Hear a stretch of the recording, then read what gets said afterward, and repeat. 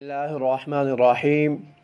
رب نے انسان کو جو نعمتیں جو دولتیں دی ہیں، چاہے وہ پیسوں کی شکل میں ہو، غلہ اناج ہو یا مال مویشی ہو، ہر مال پر رب نے کچھ شرطوں کے ساتھ زکوٰۃ فرض کی ہے۔ اسی طرح جو کسی انسان کو رب نے جاہ و حشمت دی ہو، کوئی پہچان، کوئی مقام، کوئی عہدہ دیا ہو، چاہے وہ پہچان علمی ہو، چاہے وہ پہچان عوامی مقبولیت کی ہو، یا وہ سماجی حیثیت ہو یا سیاسی پہنچ ہو، آپ کی پہنچ پر، آپ کے اس تعارف پر،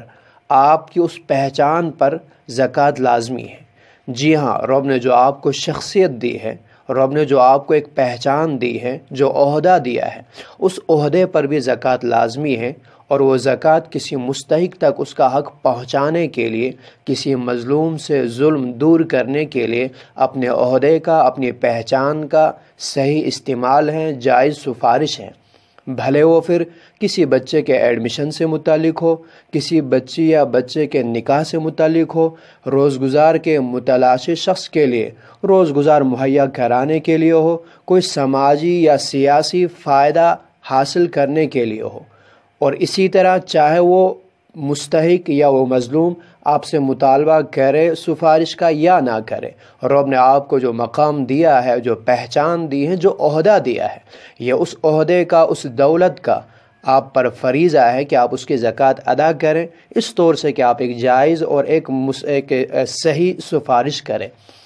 اکثر لوگوں کو دیکھا جاتا ہے کہ وہ لوگ سفارش کرتے نہیں، اس اعتبار سے کہ اگر ہم سفارش کرتے تو اس سے اپنی شخصیت پہ آنچ آ جاتی ہے، یا سامنے والا سفارش سنتا نہیں ہے، یا جس کے ہم سفارش کرتے ہیں وہ ہماری لاج نہیں رکھتا۔ یہ چیزیں سوچ کر کے انسان اپنے اس فریضے کی ادائیگی سے پیچھے رہتا ہے، لیکن اس سے چاہیے یہ سمجھ لینا کہ رب نے اسے جو دولت دی ہے، جو جاہ و حشمت، جو پہچان دی ہے، جہاں اور حکمتیں ہو سکتی ہیں وہاں رب کی ایک آزمائش بھی ہو سکتی ہیں۔ جس طرح مال و دولت میں آپ یہ نہیں دیکھتے ہیں کہ فقیر ہماری بات کی پھر لاج رکھتا ہے یا نہیں رکھتا ہے، وہ ہم سے مطالبہ کرتا ہے یا نہیں کرتا ہے، آپ سمجھتے ہیں کہ آپ کو اپنے اس مال و دولت کی زکوٰۃ ہر حال میں دینی ہی دینی ہے۔ اسی طرح رب نے جو آپ کو پہچان دی ہے، اب سامنے والا چاہے آپ کی سفارش قبول کرے نہ کریں، آپ سے مطالبہ کرے نہ کریں، آپ کی لاج رکھے یا نہ رکھے، آپ کو ہر حال میں اپنی اس پہچان کی زکوٰۃ ادا کرنی ہے،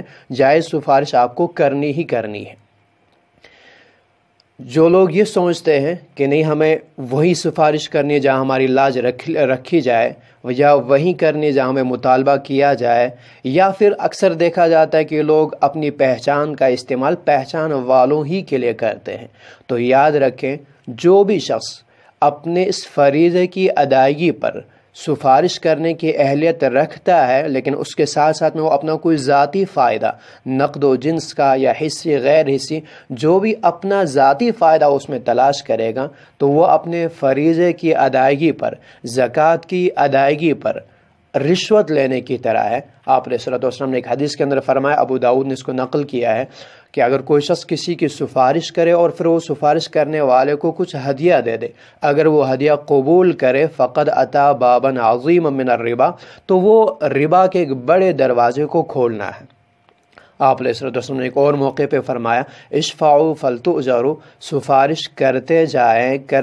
اور اجر پاتے جائیں۔ لہٰذا یہ سفارش کرنا ان لوگوں پر جو سفارش کرنے کی اہلیت رکھتے ہیں لازمی ہے۔ چنانچہ قرآن کریم کی آیت من یشفع شفاعۃ حسنۃ یکن لہ نصیب منہا، اس آیت کے تحت احکام القرآن عبدالعزیز الطریفی انہوں نے جو احکام لکھے ہیں ان میں ایک حکم یہی ہے کہ انسان پر اس کی جاہ و حشمت، اس کے تعارف پر بھی زکوٰۃ لازمی ہے، وہ جائز سفارش کرنا ضروری ہے۔ اگر وہ لوگ جو سفارش کرنے کی اہلیت رکھتے ہیں، قدرت رکھتے ہیں، اگر وہ پھر بھی سفارش نہیں کرتے ہیں اور کسی مستحق کا حق اس سے چھوٹ جائے